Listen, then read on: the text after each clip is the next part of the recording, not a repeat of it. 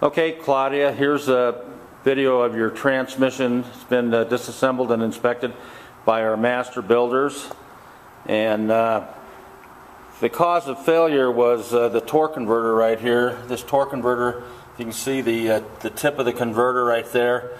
The converter hub has gotten really hot. Torque converter failed to start spitting metal back through the transmission, causing abrasive action. And then this third set of clutches, frictions and steels. This clutch plate right here is supposed to have lining on it, like this one here, and the lining is completely wore off. Several of the clutches down to metal. And then also, what caused that was this hub failed, and it got cut into here and damaged the third gear clutch drum as well. So the clutch hub and the clutch drum assembly both have to be replaced.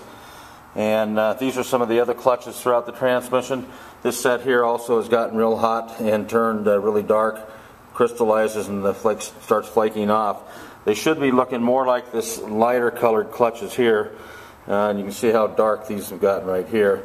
This is your filter, and the internal filter has actually collapsed, so from the debris and contamination going throughout the transmission.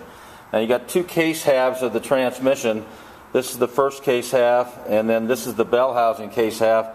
This half right here has to be replaced. This bearing here, the bearing right here, and this third case bearing are actually walking up and down, back and forth in the case, where the case is literally wallered out where the bearing rides, so they won't hold another bearing. So we're going to have to replace this case half in order to complete the rebuild on this transmission. So basically, we got a full rebuild here. We got this case half here that has to be replaced. We need the master overhaul kit with all the clutches that have to be replaced, and steel clutch drive plates. We got a third gear drum assembly and third gear hub assembly, and the low clutch hub and low gear.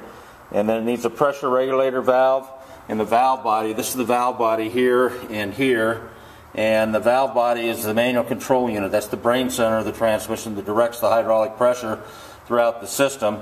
And that's the valve body separator plate right there.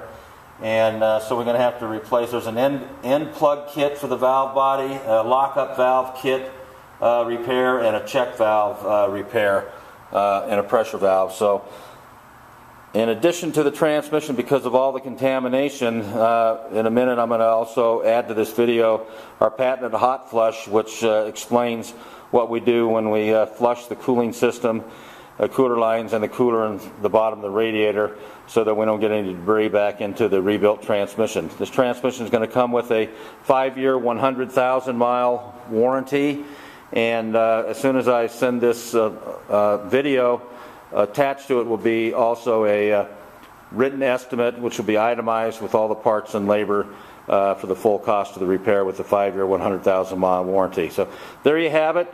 That's your transmission, all disassembled and inspected, Claudia. And once I send this to you, review it, and then call me back if you have any questions. And of course, I'll need to get your final authorization. This is our hot flush. It's a patented machine that flushes the transmission cooler super clean.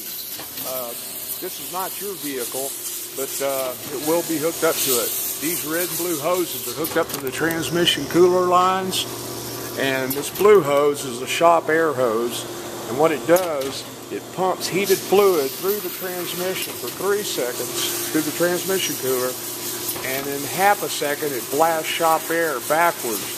And that's the pulsing of the hoses that you see in here. And it heats the fluid up to about 190. It's up to 180 right now. And it measures flow. This is how we find out, make sure that it has enough volume. It's running about 2 gallons an hour right now. Excuse me, 2 gallons a minute right now. And it's running about 50 psi. And so that's enough pressure. And that's how we get all the metal and clutch material and all the contaminants out of the transmission cooler instead of replacing it like they a lot of times recommend. But there you have it. That is the hot flush. Thanks.